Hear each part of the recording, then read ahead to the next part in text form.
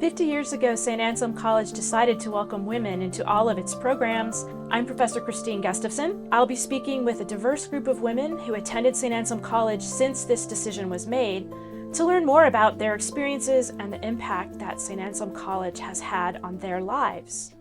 I came to Saint Anselm College from San Juan, Puerto Rico in 1979. August 16th was the beginning of my orientation. I was a pre-med major who ended up in psychology, and then when I graduated, I worked for the mental health for 1 year. And then after that, I went into banking and I never looked back. I am originally from outside of Boston, Massachusetts, and I came to St. A's in 2009, graduated in 2013 with my degree in biochemistry. I'm here now as a faculty member in the chemistry department. I've been here for 5 years.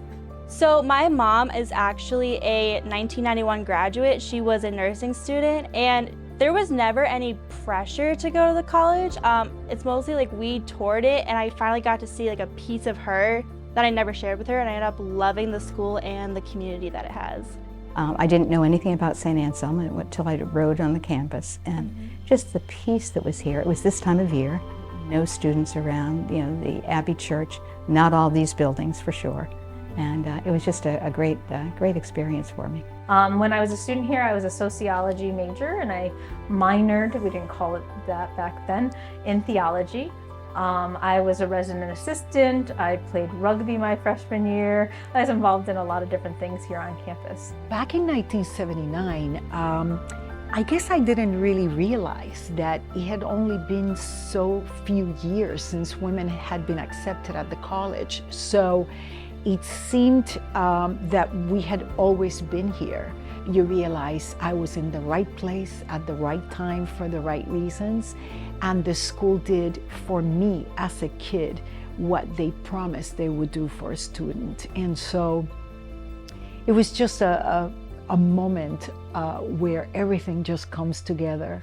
I think you don't typically picture a female scientist when you think of chemists, right? So I think having a female role for our female students and our male students is really important. When I started working in campus ministry, I was told that no lay woman lasted more than 2 years. I didn't have a lot of expectations about stability here, even though it was a value that I knew was important to me. I was really supported by the monastic community and the Father Bennett and others who had hired me and supported me. But I didn't expect kind of how the trajectory would unfold of my life and the relationship here. So to be the first lay person to direct campus ministry and to be a woman in that role was kind of shocking. And to be trusted with that was an honor. Have you ever tried to imagine what Saint Anselm would be like without women? I honestly, it would be so hard to imagine. I know I keep reading like the Benedictine sisters and the nurses were the first here and how they were kind of separated, but I don't know what the school would be without women. I feel like having so many different perspectives and just types of individuals is what makes the school, and to have none of that, I feel like it wouldn't even be like the Anselmian community it is. It wouldn't even be Saint Anselm. Yeah, it wouldn't be Saint Anselm at all. I was really very fortunate. Not many people in their career can say that they were part of the startups of 2 cardiac surgery programs. I was able to do that both at Catholic Medical Center and then later at Central Maine Medical Center. I was at Catholic Medical Center for 20 years and CMMC for 15 years, always working in cardiac, and I'm still a nurse practitioner today. I work actually as a volunteer. It's a group called Volunteers in Medicine, taking care of the unhoused, the underserved. We take care of you. And I think that's one of the things from a St. Anselm standpoint, really kind of taking a look at the whole person. What is it that we can bring to those folks? And how can we morally and ethically take care of people? Really that whole person.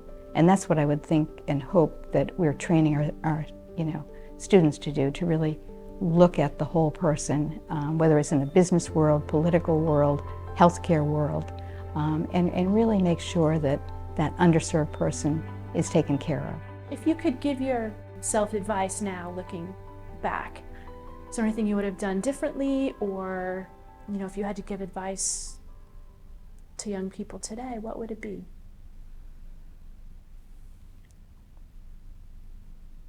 So I would say follow your heart, for sure. And don't be afraid to make that change, to make that leap, or to make that step. And don't let anybody hold you back. I think that's critically important, that you just know that you can be yourself and don't be afraid to do those things that can make a difference. And you just don't ever know the interconnections that you may have, the friendships, the relationships. You know, I have people that I'm friends with 50 years later. I mean, really good friends with. So just to follow that and to feel the richness of this campus. It's an incredibly special place.